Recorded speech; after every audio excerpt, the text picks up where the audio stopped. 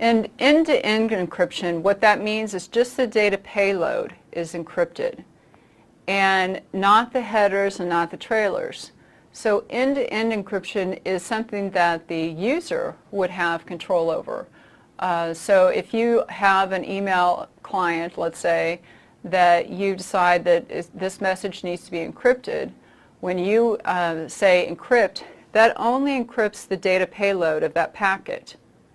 And then all the headers and all the trailers are not encrypted. And so when that message goes to any router, switch, whatever, it doesn't matter because those headers are encrypted. It gets to the destination. The receiver, once the packet goes up the whole network stack, the receiver will get it in its application, and that application has to know how to decrypt it. So end-to-end would be just the data payload, and a lot of times it happens at the application layer, and the user can have the decision on if it's encrypted. At a link encryption, that's when the user has no control. The user doesn't even know about it.